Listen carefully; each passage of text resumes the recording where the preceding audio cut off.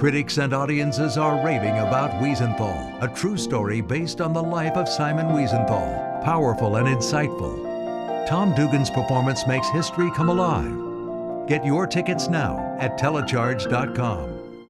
Simon Wiesenthal was an Austrian Jewish Holocaust survivor who devoted his life after the war to tracking down and bringing to justice thousands of Nazi war criminals.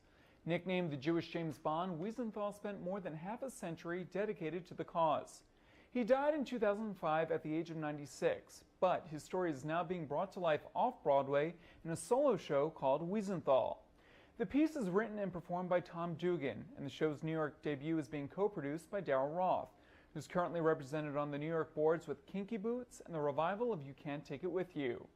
On Stage host Donna Karger is on vacation this week, but before she left, she got the chance to chat with Dugan and Roth about bringing Wiesenthal to the New York stage. My name is Simon Wiesenthal, and welcome to the Vienna Jewish Documentation Center. I have been called the Jewish James Bond. However, martinis give me a headache. And instead of an Austin Martin, I drive an old Peugeot. And rather than guns, lasers, and rockets, my weapons are persistence, publicity, and the most dreaded thing known to mankind, paperwork. One thing that 007 and I do have in common, however, overwhelming sex appeal. Tom Dugan, Daryl Roth, welcome to On Stage. Congratulations on this powerful production of Wiesenthal. Let me start with you, Tom. As an Irish Catholic guy, originally from New Jersey, what drew you to creating a piece about Simon Wiesenthal? I wanted to honor my father's participation in World War II. He was a decorated veteran, received the Bronze Battle Star and the Purple Heart. He liberated a camp called Langenstein. And I grew up with the stories of what it was like for him as a 20-year-old to come upon these concentration camps. And he also carried shrapnel in his hip till the day he died. And I said, boy, Dad, you must really hate Germans, huh? He said, no. He said, I judge people by how they behave, not by what group they belong to. And I didn't get that as an 8-year-old. Years later, I was reading about Wiesenthal and his rejection of collective guilt. And a light bulb went off in my head, and I said, oh, that's what my father meant. Mm-hmm. Now, also, I'm Irish Catholic, and I married 22 years ago my wife, Amy Opel. We now have 2 beautiful Jewish boys, Eli and Miles. And so tolerance is something I live with every day in my own home. So a play about tolerance is a very comfortable place for me. Now, Daryl, you produce everything from big Tony-winning Broadway shows to smaller off-Broadway pieces. Mm-hmm. What struck you about Wiesenthal? Tom had been performing it for a few years before it came to New York. Why did you want to be involved with this New York production? Well, much like Tom, I'm very interested in stories about tolerance and acceptance. And I think if there is a thread that goes through the work that I choose to produce and champion, it is that. And also, I feel very strongly about honoring my own Jewish heritage and having generations that have lived through this period of history not be forgotten, and have young people learn the stories and know our history. And I also felt the story at this time was important to tell. I am concerned about the rise of anti-Semitism, and because this is a play about an amazing person who was so tenacious in finding justice, the angle of tolerance, the angle of doing the right thing and making sure that this kind of thing couldn't happen again. And unfortunately, there are signs in our culture right now that it could very easily happen again against any group of people.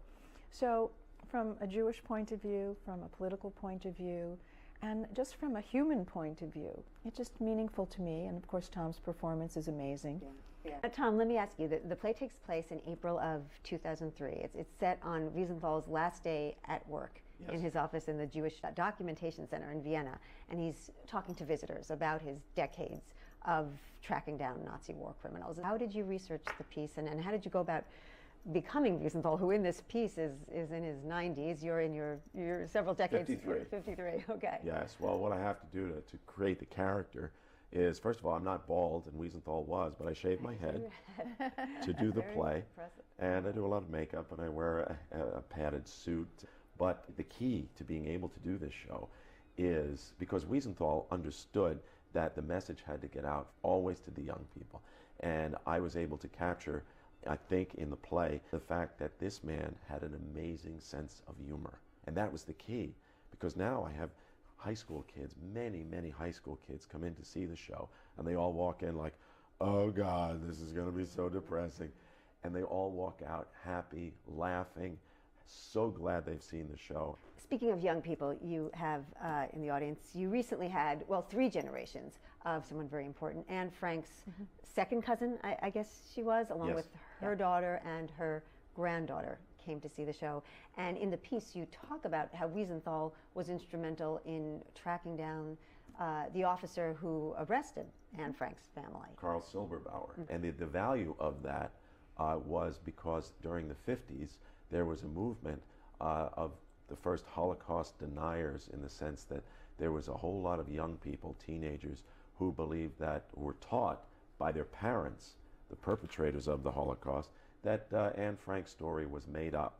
And so Wiesenthal's way of combating that was to actually find Carl Silberbauer and have him confess that he indeed arrested Anne Frank. There's a story of another a person you met in the audience one time when you were performing in Beverly Hills. You want to share that story? I was doing a talk back. One girl stood up and she said, "Did this actually happen?"